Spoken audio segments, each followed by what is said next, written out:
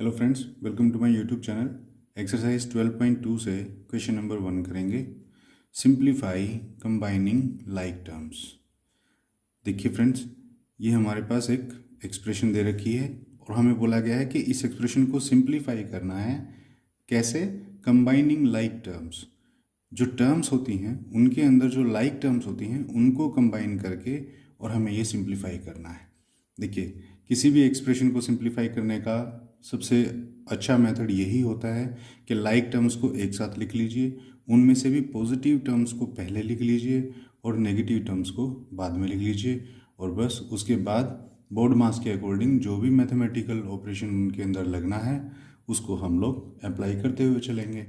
तो अभी like terms मैंने आपको पहले भी बताया था कि लाइक टर्म्स वो टर्म्स होती हैं जिनके वेरिएबल्स जो हैं वो सेम होते हैं। लाइक इस टर्म के अंदर वेरिएबल जो है वो बी है, इस टर्म के अंदर भी वेरिएबल बी है और इस टर्म के अंदर भी वेरिएबल बी है।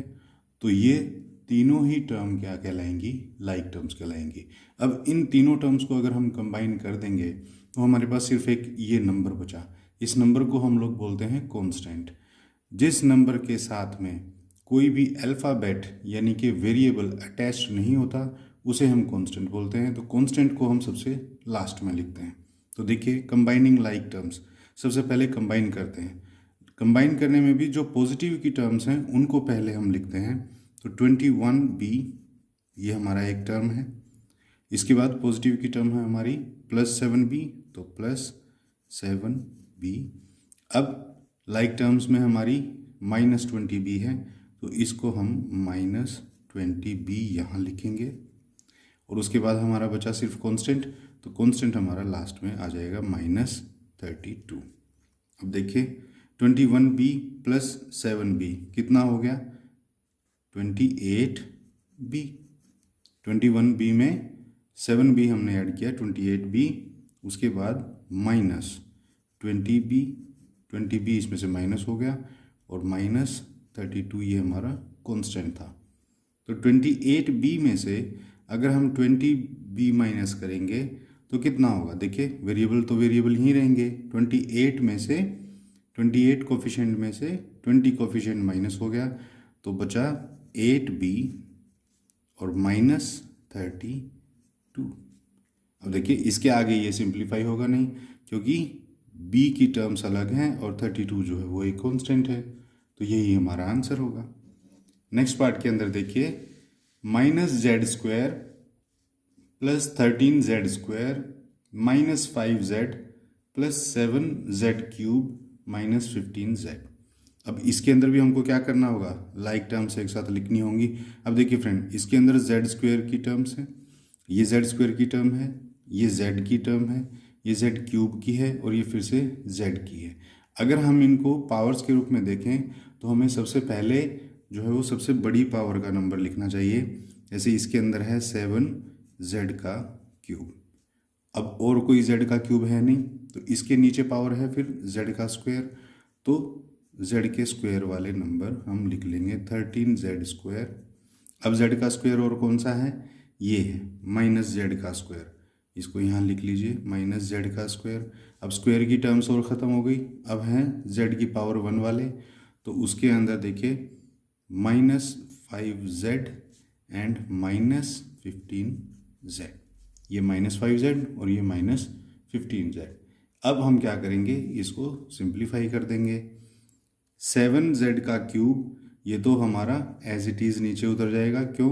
क्योंकि z³ जो है और कोई टर्म नहीं है। फ्रेंड्स, आप हमेशा ध्यान रखिए कि ये z³ है, ये z² है। मैंने आपको बताया था, कोई भी मैथमेटिकल ऑपरेशन, चाहे एडिशन हो, सब्ट्रैक्शन हो, मल्टीप्लिकेशन हो या डिवीजन हो, वो हमेशा लाइक टर्म्स के बीच में ही होते हैं, कभी भी अनलाइक टर्म्स के बीच में नहीं होते।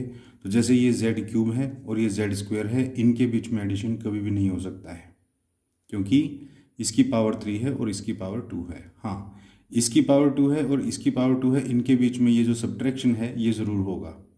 तो +13z²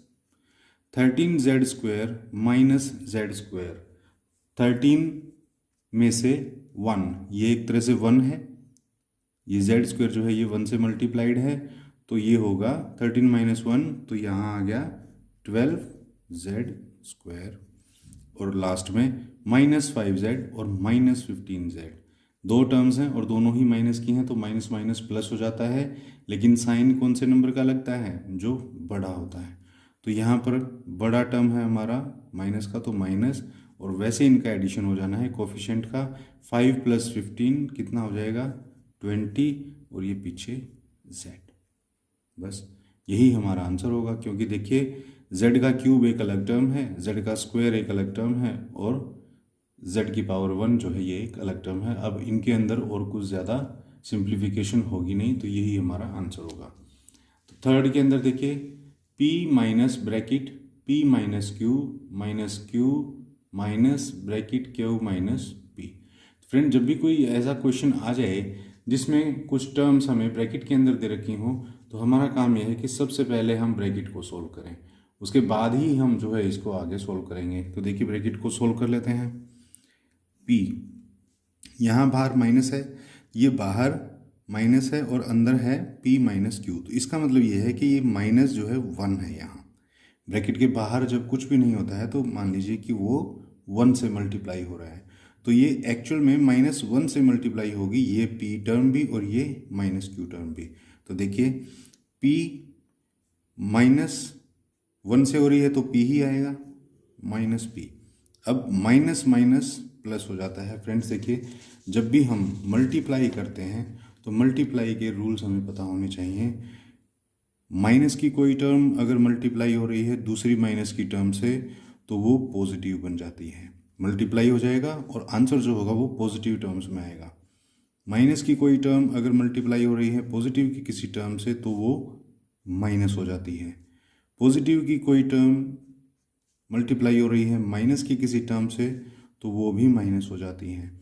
और पॉजिटिव की टर्म मल्टीप्लाई अगर हो रही है पॉजिटिव की टर्म से, तो वो भी पॉजिटिव हो जाती है। बस यही हमको रूल्स जो है वो अच्छे से ध्यान में रखने हैं। देखिए यही रूल्स एडिशन के अंदर भी होते हैं, लेकिन वहाँ पर आपने एक डिफरेंस देखा होगा कि वहाँ पर माइनस और माइनस आपस में ऐड हो जाते हैं और साइन भी माइनस का ही आता है, यानी कि बड़े जो रकम होगी उसका साइन आएगा। लेकिन यहाँ पर माइनस माइनस मल्टीप्लाई हो जाएंगे और साइन जो है वो पॉजिटिव हो जाता है, यानी कि वो नंबर जो है वो पॉजिटिव हो जाएगा। तो देखिए इसके अंदर भी हमें यही करना है। -1 को मल्टीप्लाई किया p से तो -p आ गया, -1 को -q से मल्टीप्लाई करोगे तो आप तो माइनस माइनस प्लस, और ये हो गया है q। उसके बाद है -q हमारा ये एज इट इज़ है। उसके बाद ये हमारा माइनस, ये भी एक तरह से 1 हुआ, तो -1 इंटू में q यानी कि -q, और ये माइनस माइनस प्लस हो गया, तो ये आ गया +p। अब हम क्या करेंगे, ब्रैकेट हमारी सॉल्व हो गई। अब हम इनको लाइक टर्म्स को एक साथ लिख लेंगे, वो भी पॉजिटिव की पहले। तो ये पॉजिटिव p है तो इसको लिखा p, उसके बाद ये p है तो +p, उसके बाद p की टर्म ये है -p, उसको यहाँ लिखा। फिर उसके बाद q की टर्म्स हैं ये 3, इसमें पॉजिटिव टर्म क्या है पहले, +q, और फिर ये माइनस की 2 टर्म है, -q और -q। इस तरह से हमें ये एक सीक्वेंस क्रिएट करना पड़ता है। पॉजिटिव की टर्म्स पहले लेने का बेनिफिट हमें ये रहता है फ्रेंड्स कि हमें कैलकुलेशन करने में काफ़ी ईज रहता है। अभी तो ये हमें सिर्फ अल्फ़ाबेट नज़र आ रहे हैं, अगर इनके साथ बड़े बड़े नंबर्स भी हों तो हमें उसमें काफ़ी ज़रूरत पड़ेगी। इसीलिए पॉजिटिव नंबर्स को आप पहले लिखिए, पॉजिटिव टर्म्स को पहले लिखिए, और उसके बाद नेगेटिव टर्म्स को हम सॉल्व करते हैं। तो देखिए p + p ये तो हुआ 2p, और -p ये, अब देखिए +q तो ये था ही, -q और -q माइनस माइनस प्लस हो गए, लेकिन साइन माइनस का ही रहा, तो -2q ये रहा। अब देखिए 2p - p, 2 में से एक p माइनस करना है, तो ये आ गया सिंगल p, और वो भी पॉजिटिव का, प्लस सिंगल q है, ये सिंगल q में से 2q माइनस हो रहे हैं, तो ये आंसर क्या आएगा, माइनस का ही आएगा, क्योंकि -1q आंसर आएगा। 1 है, 1 में से अगर 2 माइनस हम करेंगे, देखिए 1q है उसमें से 2Q अगर माइनस करेंगे तो देखिए ये बिल्कुल वैसा ही तो है जैसे मैं 1 में से 2 माइनस कर दूँ, आंसर क्या आएगा, -1 ही तो आएगा। तो ये -1Q आ गया पीछे, बस। तो -1Q है, उसको हम खाली Q लिख सकते हैं। तो ये था हमारा थर्ड पार्ट।